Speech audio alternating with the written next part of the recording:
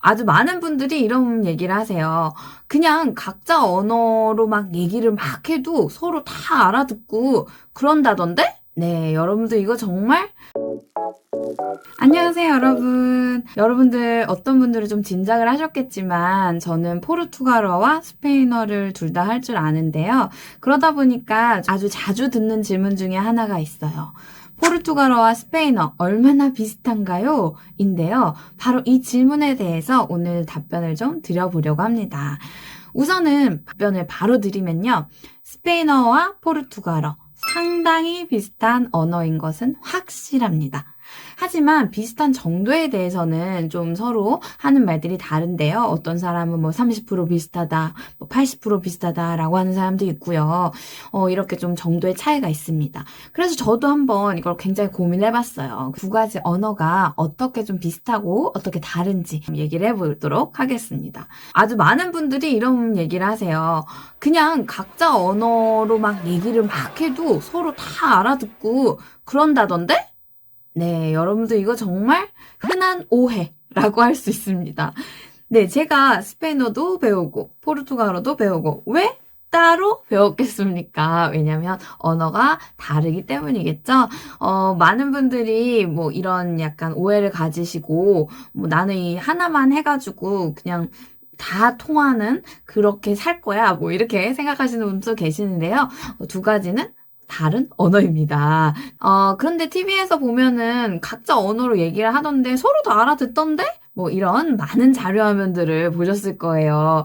그런데요, 이게 서로의 언어에 대해서 어느 정도 배경 지식이 있는 경우에 가능합니다. 예를 들어서 포르투갈어에서 뭐 당신을, 너를 이라고 얘기할 때 voce라고 한다든지 스페인어로는 usted, 뭐 tú 이런 표현을 쓴다든지 하는 것들을 알고 있는 거죠. R 두 개가 이렇게 붙어 있을 때 포르투갈어로는 그 소리로 생각을 하는데요.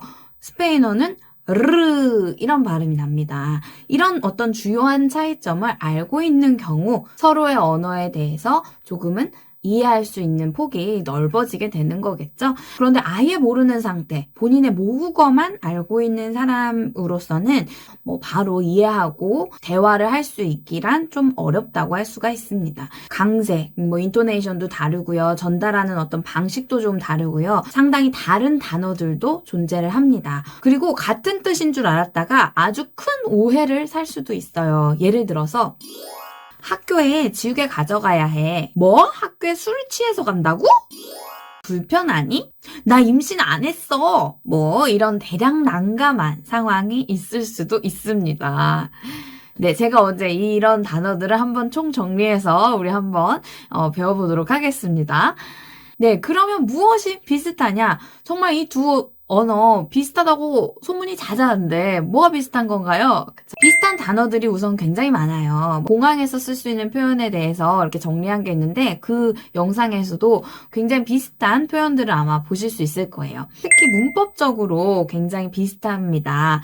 첫 번째로는요. 남성 명사, 여성 명사가 존재한다는 것인데요. 그리고 남성, 여성 구분할 때 그 구분도 동일한 편이에요. 멍지야, 좋은 아침입니다 라고 할 때 지야가 있습니다. 이거는 날, 일을 뜻하는데요. 이건 남성 명사예요. 오지야 라고 하는데 스페인어로도 El Dia라고 해서 Buenos Dias 할 때 많이 좀 들어보셨을 수도 있을 텐데 Buenos Dias 하면서 El Dia 남성 명사입니다. 두 번째는요. 동사가 주어에 따라서 변화를 합니다. 그리고 시제에 따라서도 변화를 해요. 이 점이 두 가지 언어가 동일해요. 그래서 예를 들어서 한국어로는 나는 먹는다, 너는 먹는다, 우리는 먹는다, 그들은 먹는다. 다 똑같잖아요. 동사를 먹는다라고 할 수가 있죠. 그런데 스페인어나 포르투갈어 같은 경우에는 주어가 바뀌면서 동사가 변화를 합니다. 그래서 예를 들어 포르투갈어는 Eu como, você come, Nós comemos, vocês comem. 이렇게 되는데요. 이렇게 동사가 변화한다는 점, 그리고 시제 구분도 비슷하고 이 시제에 따라서 동사도 변화하는 점, 이것이 두 가지 언어가 굉장히 동일한 부분입니다. 이런 어떤 문법적인 개념이 매우 비슷하기 때문에 서로 언어를 배우거나 이해를 하는 데 있어서 장벽이 상당히 낮은 편이라고 할 수는 있습니다. 그래서 제가 가장 추천하고 싶은 것, 결론은요, 1+1 개념으로 스페인어 배우시는 분들은 포르투갈어에도 관심 가져보시고 또 하나 더 배워가시면 좋을 것 같고요. 포르투갈어를 먼저 배우신 분들의 경우에는 포르투갈어 더 열심히 파이팅 하시고, 네. 물론 다른 언어들, 그런 라틴어계에 속하는 그런 뭐 스페인어, 그리고 다른 언어들 한번 관심 가져보시는 거 추천드릴게요.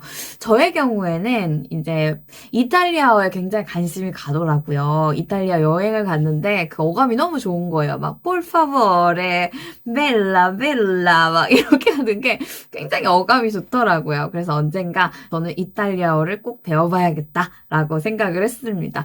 그럼 여러분들 정말 다양한 언어 열심히 배워보시고 또 여러분들의 삶에 풍족한 에너지를 가져다 주기를 바랍니다. 다른 영상에서는 포르투갈어와 스페인어 비슷한 줄 알고 썼다가 굉장히 난감할 수도 있는 단어들, 이런 거 제가 모아가지고 한번 다시 찾아뵙겠습니다. 그러면 곧 봬요. 아떼 브레비 차우.